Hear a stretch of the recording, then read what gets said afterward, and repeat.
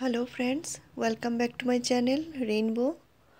और अभी जो हिबिस्कस प्लांट है उनको थोड़ा केयर करना चाहिए क्योंकि ये परमानेंट प्लांट है और ये उनका डोरमेंसी पीरियड होता है। तो हालांकि हाइब्रिड हिबिस्कस में डोरमेंसी का इफ़ेक्ट इतना ज़्यादा नहीं होता, तो किसी किसी के प्लांट में होता भी है। तो सीज़न की वजह से कभी कभी एक दो पत्तियां येलो होती हैं प्लांट में, वो कोई चिंता की बात नहीं है। जो मैच्योर पत्तियां होती हैं वो येलो होती हैं, लेकिन अगर बहुत ही ज़्यादा पत्तियां येलो हो रही हैं तो आपको थोड़ा केयर लेने की ज़रूरत है। तो मिट्टी हमेशा चेक करके ही पानी देना है क्योंकि अभी मिट्टी सूखने में बहुत ही ज़्यादा टाइम लगती है। तो अगर आपके पॉट की मिट्टी वेल ड्रेन है तो इस बात की इतना ज़्यादा चिंता करने की ज़रूरत नहीं है, लेकिन 15 डेज़ में एक बार फंगीसाइड का ज़रूर स्प्रे करना चाहिए। तो मेरे इस प्लांट में कुछ पत्तियां येलो हो रही हैं और इस प्लांट की जो ग्रोथ है बहुत ज़्यादा नहीं है, तो मुझे इसके केयर थोड़ी ज़्यादा करनी पड़ेगी। और ये देखिए, तो कभी भी येलो पत्तियां प्लांट में दिखे तो उसको साथ ही साथ रिमूव कर देना चाहिए। और कभी कभी पेस्ट की वजह से भी पत्तियां येलो होती हैं, तो पत्तियों के नीचे से चेक करना चाहिए कि पत्तियों में कीड़ा जैसे मिलीबग ऐसा है कि नहीं, और मिट्टी चेक करके ही पानी देना चाहिए। तो इसमें ठंडी का इफ़ेक्ट ना हो इसके लिए हमें कुछ ज़्यादा केयर करनी पड़ेगी और स्पेशल फर्टिलाइज़र देना पड़ेगा। तो आगे मैं डिटेल बताती जाऊंगी फ्रेंड्स, वीडियो को पूरा देखिएगा। मैं कौन कौन से फर्टिलाइज़र प्लांट में यूज़ कर रही हूँ, तो इससे प्लांट में ठंडी से प्रोटेक्शन भी मिलेगी और प्लांट की जो अच्छी ग्रोथ है वो भी होगी और फ्लावरिंग भी होगी प्लांट में। तो अभी क्या करना चाहिए, जो नीचे की पत्तियां हैं उनको हटा देनी चाहिए।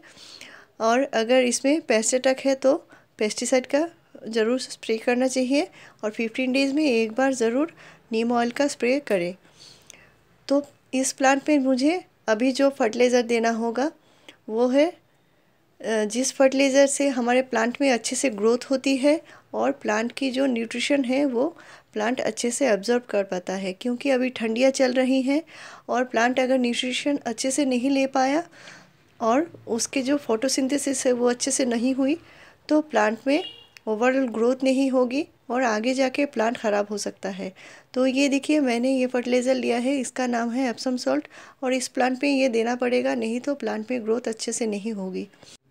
तो इसको मैग्नीशियम सल्फेट भी बोला जाता है और ये प्लांट के लिए ज़रूरी होता है।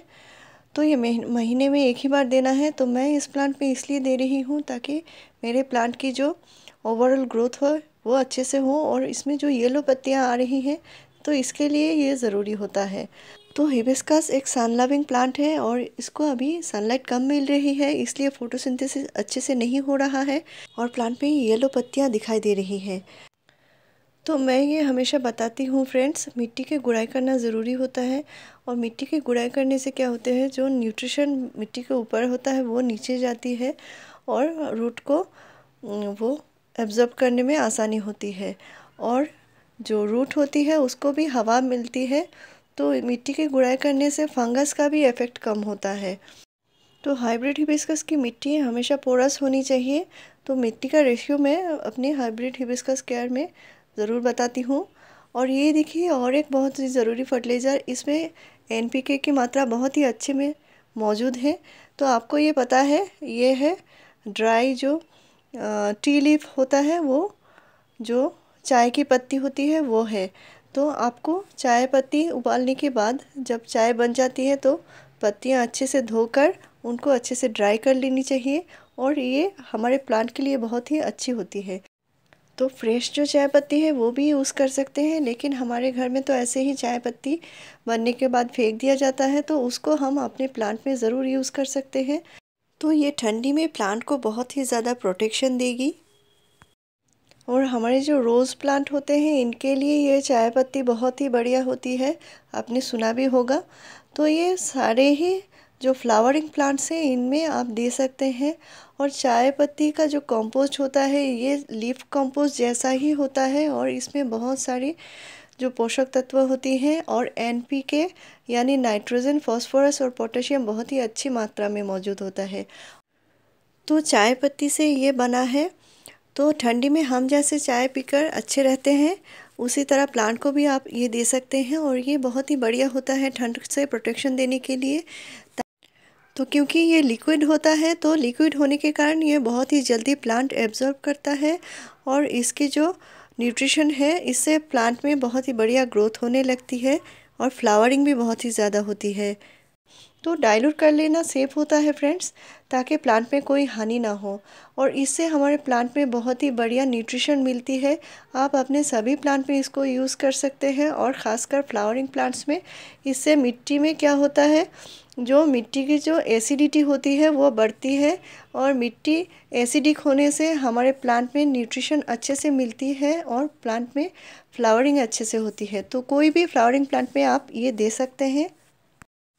तो ये हमारी मिट्टी को भी उपजाऊ बनाती है और हमारे प्लांट के लिए बहुत ही अच्छी है। तो मिट्टी एसिडिक होने से ही प्लांट बढ़िया जो न्यूट्रिशन है वो एब्जॉर्ब कर पाती है। और मेरे चैनल को ज़रूर सपोर्ट कीजिए फ्रेंड्स, मेरे चैनल को ज़रूर सब्सक्राइब कीजिए, लाइक शेयर और कमेंट कीजिए। मेरे चैनल में आपको ऐसे ही बढ़िया जानकारी मिलती रहेगी। और वीडियो पूरा देखने के लिए थैंक यू फ्रेंड्स।